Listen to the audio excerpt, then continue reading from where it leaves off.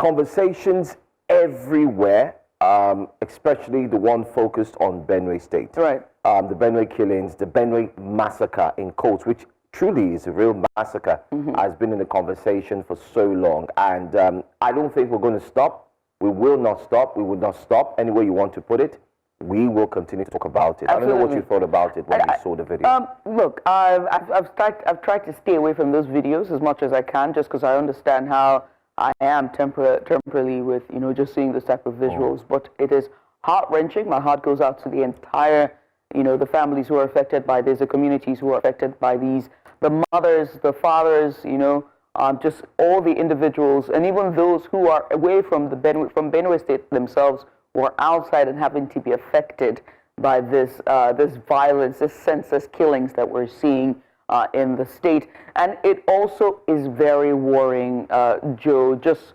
weeks ago, or should I say barely a week or 2 weeks, just when we heard that the head of the Nigerian defense was going to, you know, relocate to Makurdi, the capital, Benue State, and, you know, make sure that all of the power, all of their resources are channeled towards the killings and the stopping of this violence. Just weeks after, we're seeing this happen in Yelewata, and it's just unbelievably heart-wrenching and sad.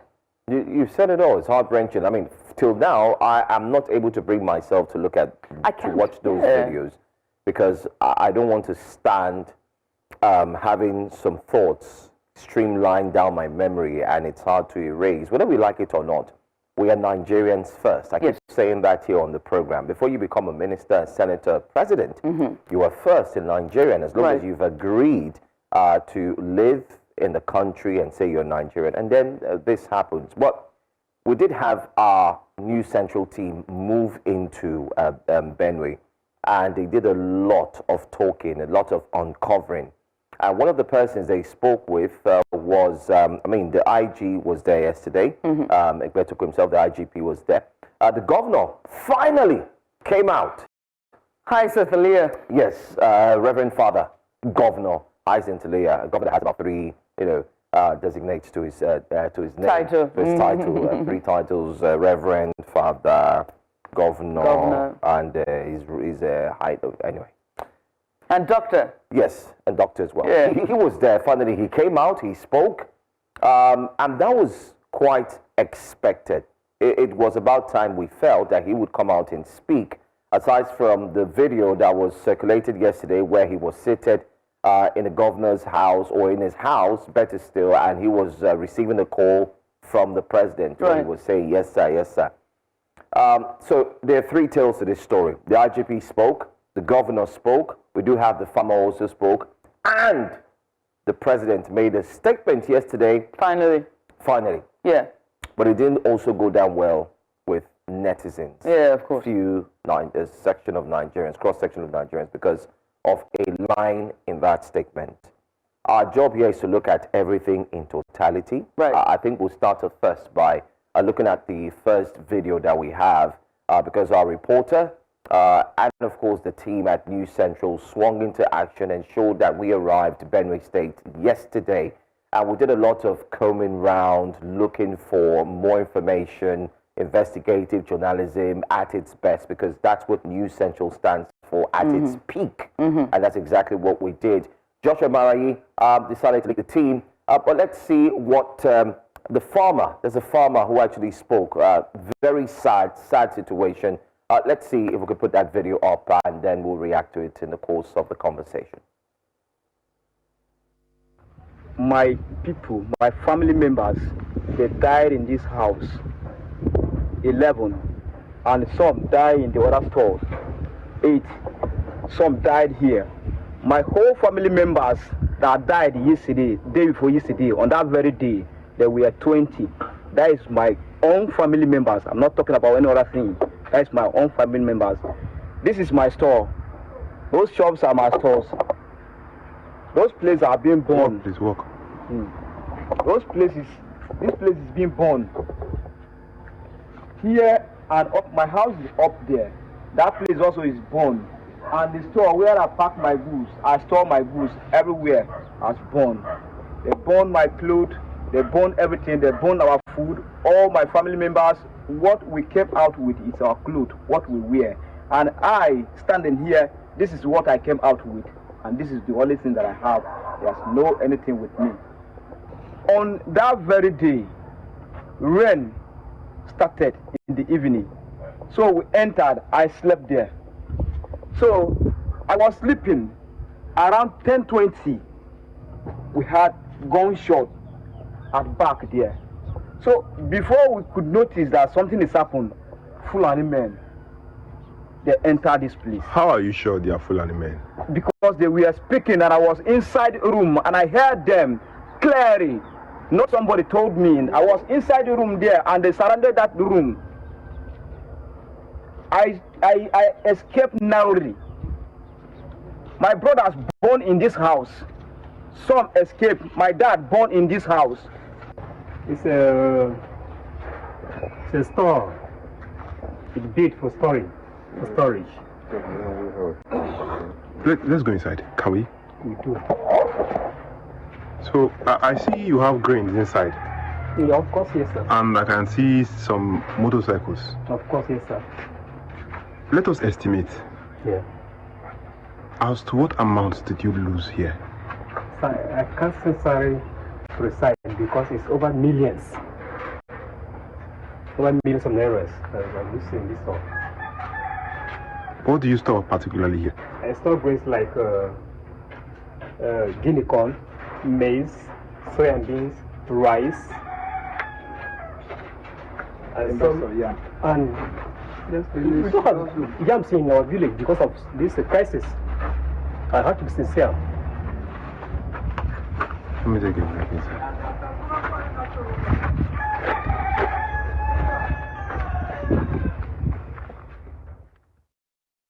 Heart-wrenching is the word to describe that video that you watched. That's Joshua Maraya, our correspondent, live from the scene of the violence that broke out in the Yelewata community, speaking to farmers who were affected by that attack. And you can see them recounting what has happened. I got goosebumps and chills, and so does Joe. That man, the first farmer, recounted about 18 of his family members are dead. That's what he said there. The other also showed the level of destruction, not only to their crops, but also to their equipment. And that's just a small fracture, just a miniature of what has happened in those communities. And what I take away from there, just besides, the lives that are lost and the properties, was also the fact that these were herders. I mean, you could hear from them. Now, again, the identity of who these herders are still up for questioning. But one thing is certain, we're having issues with armed herders in agrarian communities, and that's what is at the core of this.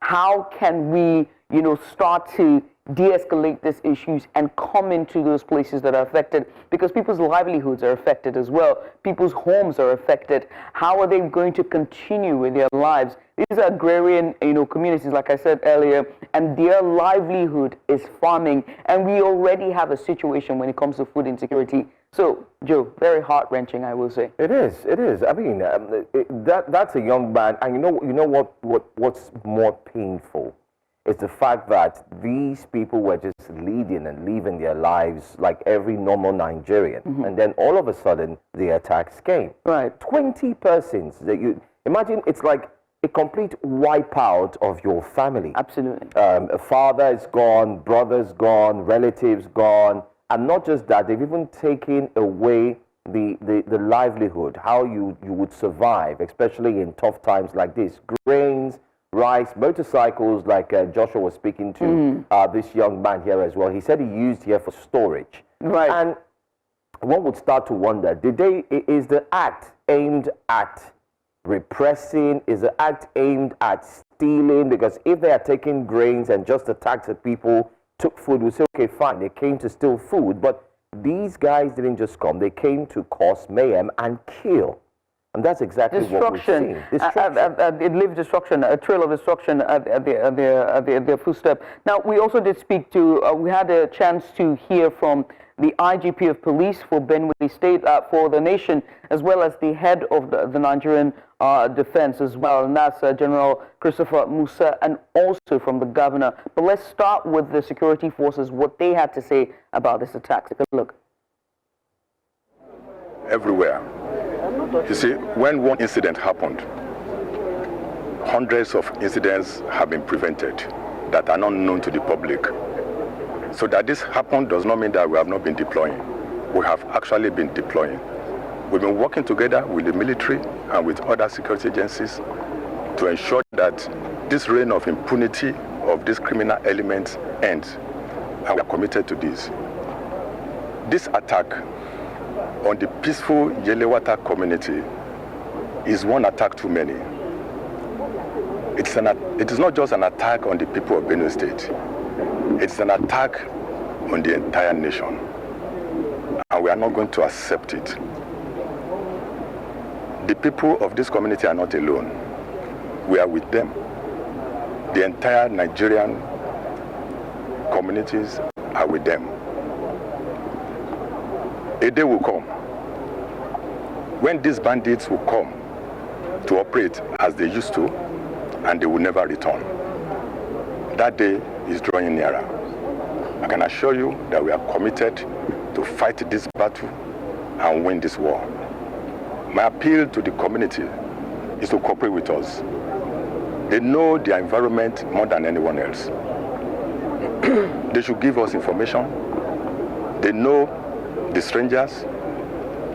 They can recognize strange movements. They can see the signs that warns that there is an impending danger. They should please give information to us. And I want to assure them that any information given to our commanders on ground will be treated with utmost confidentiality. We must all work together to defeat this evil represented by bandits and criminal gangs in our country. Thank you. First thing is for us, our response is to come here and see the communities, to also commiserate with His Excellency, the Governor of Benue State, and the good people of Benue State. Like the IGP mentioned, this is one too many killings. We are tired of innocent souls being killed, and we're here to ensure that we address such. From now, I'll be going to see my commanders, and we have to change our strategy. We want to look inward and see how we can address it. But like we mentioned, we cannot do it alone without the community, without the state. We need everybody to be part of it.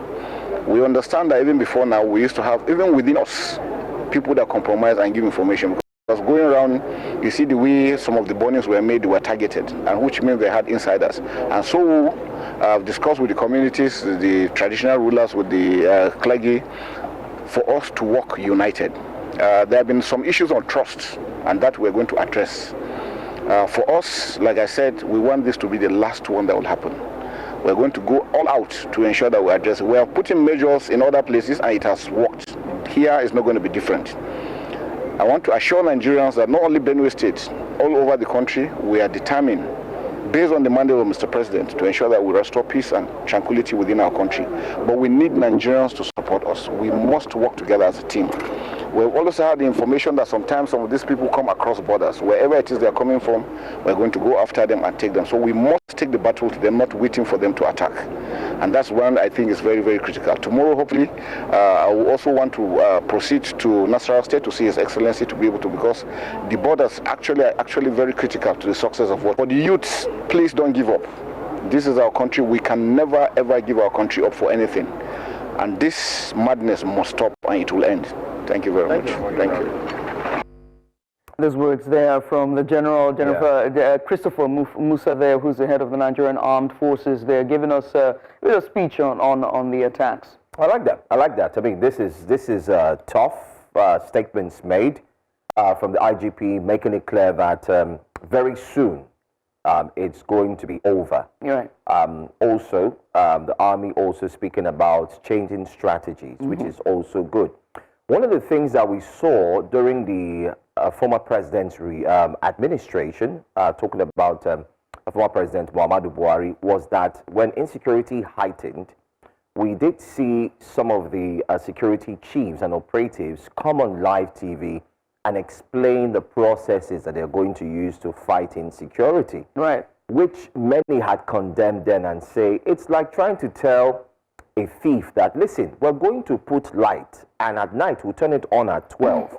the thief would have a glimpse Share of what you're about your to tactics, do. yeah. But I'm happy he didn't spill too much. I mean, that's the professional way to do it, just stating clearly.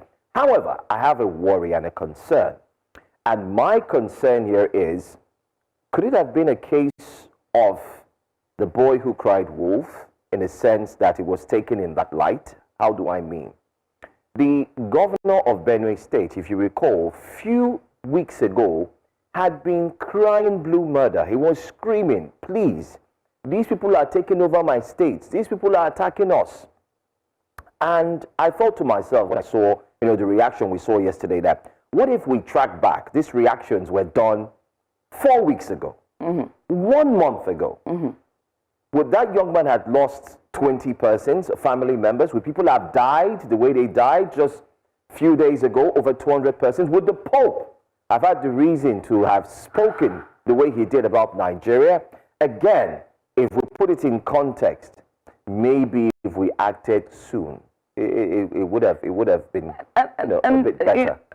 Again, everything about Nigeria is that we always wait and see, and then afterwards we now become very knee-jerk reactions that we now have after. Now, we're going to play you a clip here, and the clip is from the president, his reaction regarding this attacks in Yelewata community in Benue State. Here's what the head of state, our president, the president of the country, had to say. I sympathize those who have lost their life. I will adjust my program and go see Benue people on Wednesday.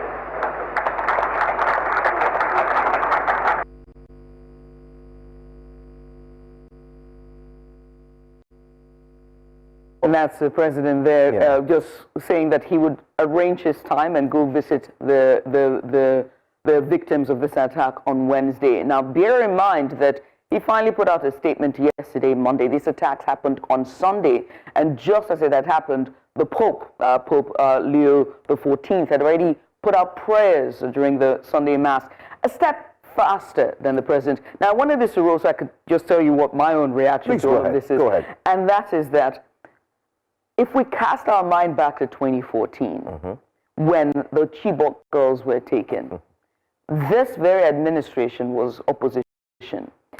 And the way they went down on the then president of the country, that's former President Goodluck Jonathan, is one for the record books. They said he was slow in reaction, it was knee-jerk reaction, he didn't do anything, and literally when his wife tried to do something, the First Lady, Dame Patience Jonathan, she was also, that reaction. The body language of the president from that video is saddening. The statement has been polarizing. The reaction to the statement by the president has been polarizing, which is, evidently so, giving the level of tragedy and you know what I mean? So my own take is just, you don't have to wait till Wednesday. I understand that it is a terror zone, but you don't have to wait till Wednesday. If you say that the entire nation voted for you, if you say that you want the whole nation to be behind your mandate, what you need to do is immediately when you hear that, you don't wait to be briefed, you start 200 plus and counting. In the last 3 months, how many persons have died in Benue? Benue is the food basket of Nigeria. That is food insecurity more widening and deepening, and that is communities and lives being torn apart forever. That's what I was saying. Well said. I mean, I cannot disagree with you. I agree with you. The duration, in short, it's part of what we're going to have in light with our show today. Right. We're going to see what Nigerians are saying, because Nigerians have gone as far to dig out the current president's statements that he made before the then president, President Goodluck Jonathan, just like you mentioned, where he said, you're the #1 citizen, you're the chief security advisor, you need to act. And Nigerians have brought it out and say, okay. Now, there's also a big conversation around this, which we're also going to have in the course of this show today. The conversation simply is, if you put River State to the right and you put Benue State to the left, which of these states... Don't do this, which of these Joe, states, come on! No, it's what Nigerians are indeed talking about. And experts are already, coming in. Which of the states deserves a state of emergency now?